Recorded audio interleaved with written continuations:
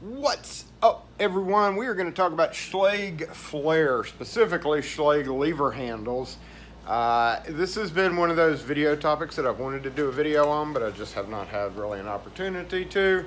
But it is something that I see a ton of, and that is the lever handles installed upside down. So if you go to a store, or if you have Schlage lever handles that look like this, that. Okay, so the thing is, this is one of my biggest pet peeves. Schlage for a while now. It also really depends on the generation of which one you have, because some of them you cannot do this to. But there's a couple of little indicators, as well as all of the new ones you can do this with. And if it's within about, I would say 8 to 10 years old, you can also do this. But I see this a ton and mounted on doors like this. That's because when you buy this out of the box, it's going to come one way or another. And if you're putting it on a door that it swings the other way, you might just put it on and leave it like that. However, this exact position on a door is incorrect. It should be like that. So let's put it on a display, and I'll show you how to switch it around in case you put it on your door and realize, I understand DIY, you get a lock out of the box and you put it on the door and just go on. It works, it's good. Well, let's clear up that, make it right side up, even though there's no real rule on it. I don't know, let's look in the directions and see. I don't even know if the directions will tell you. So if you're taking this out of the box, if you just purchased this or just got it in, you're gonna have probably two keys. The bag with the strike plate, a drive-in adapter. This is for drive-in where the latch does not have a mortise. You would typically find this on maybe metal doors, which in this case, it's a good idea to jump up to a grade 2, a stronger lever handle. But in a residential setting, sometimes you do run across hollow metal doors that would require the use of this. If your door is not cut out for that, you would take a screwdriver and stick in this hole, pop this faceplate off, remove both of these two pieces, and then push this down on it. And you see this little detent on the inside there. It snaps into the hole. So just put it on correctly and snap it down and use it that way. I'm not fond of drive-in stuff, but sometimes you have to do what you have to do. You've got your short screws. Now I always recommend, and sometimes you do have to, depending on the gap in the door and how thick the frame is, you need to go ahead and upgrade to a little bit longer screws, but that's more important with the deadbolt, not the door lock. And of course the two screws to put it on the door. So we're going to go ahead and take this all out of the package and throw it on the door. Well, all except for two screws, because I don't have a frame set up here. But typically you do have to make sure that your latch is lined up with the strike plate that you're putting on the frame. And also this poker tool. And this poker tool is what we're going to be using. If you do not have one of those poker tools, you can straighten out a heavy paper clip and use the end of that. It's a little bendy to do that, but that's okay.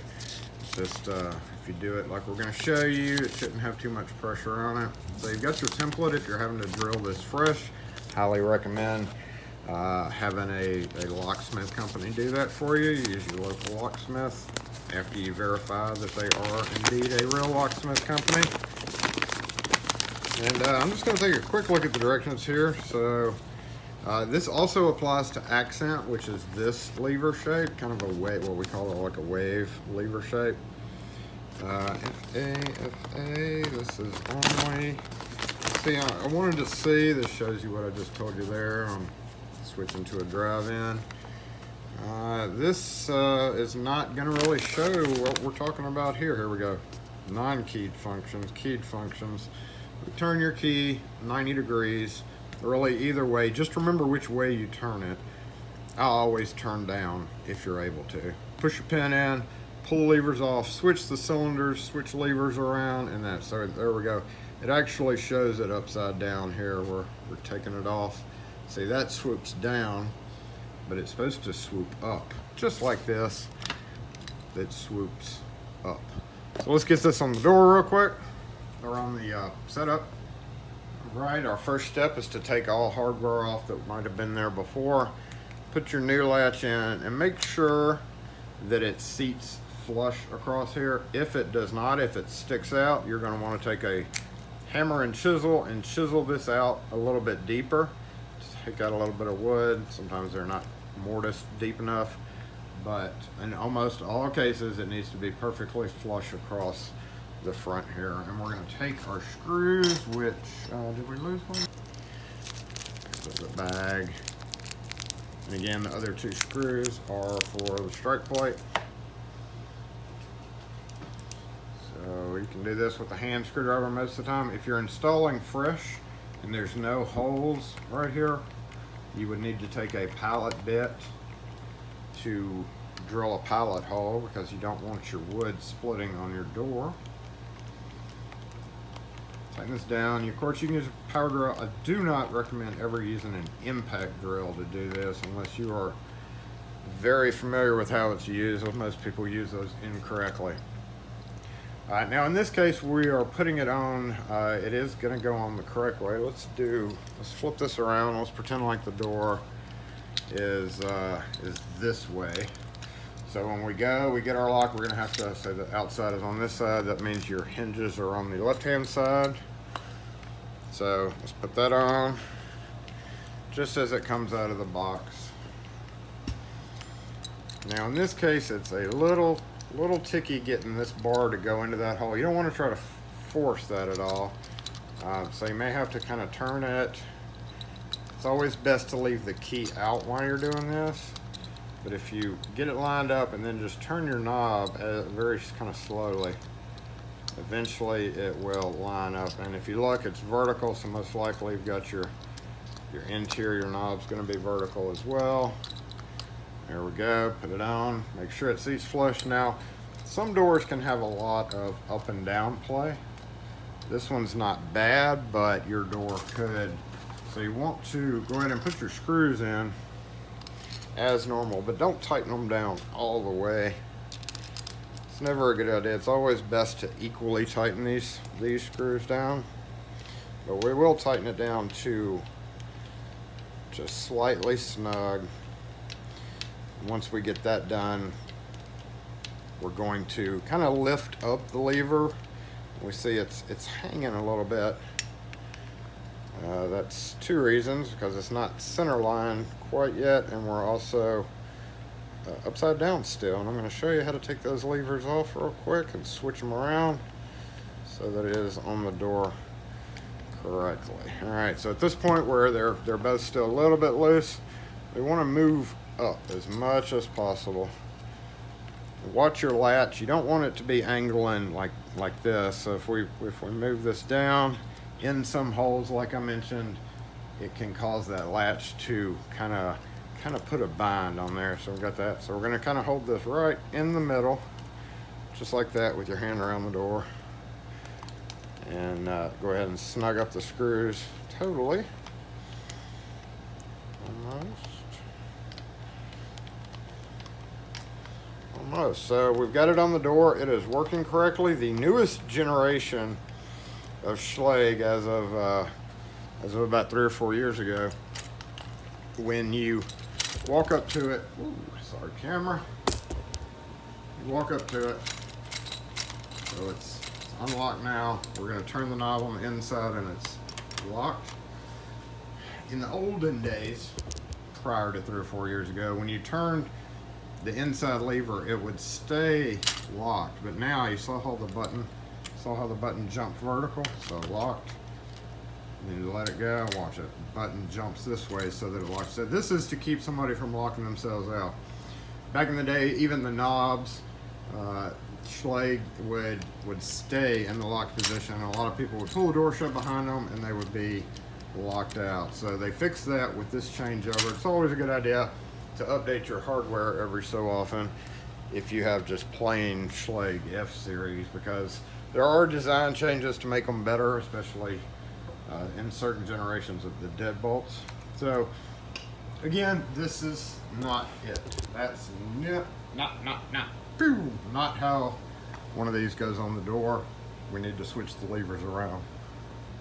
So our first step here is, after it's tightened on the door, is to take the key and turn it either 90 degrees down with the teeth or teeth pointing up. Either way will work on this particular one. Some locks can only be in the unlocked position, not Schlage, but other brands. So if this was in this up position, it would be locked and you'd be unable to do this. So some locks do have to be in the unlocked position. I always prefer on levers to turn down. Just reminds me which way, but whichever way you do it, make sure you're going to be putting it back on that way.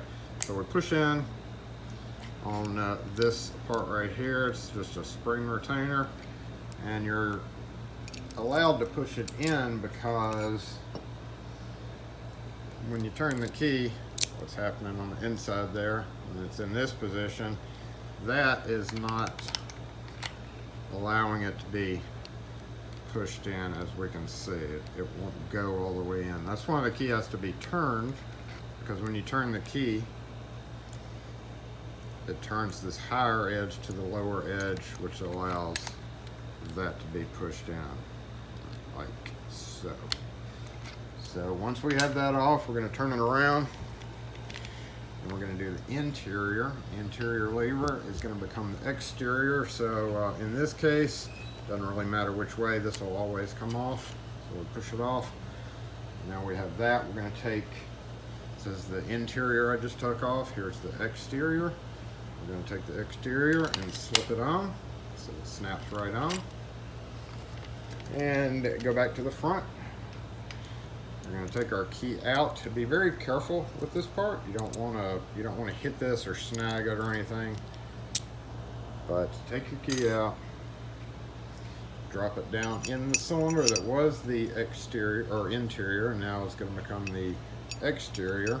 Hold the back of it like so. Put your key in. Again, turn it down to that position, and we want to slip it on the door. Sometimes you do have to jiggle the key a bit to make it go on, but you'll hear it snick into position, and then you want to turn your key, make sure it turns and operates correctly. So there we go, even better. Looks much better the way it's supposed to. Kind of gives your hand a place to push down on compared to it being upside down like it was before. And it also makes it look much more level on the door. So anyway, that's it. And again, I don't have a frame to put this on, but when you're putting this strike plate on your frame, you want to make sure it is lined up as close to center line as you can get it.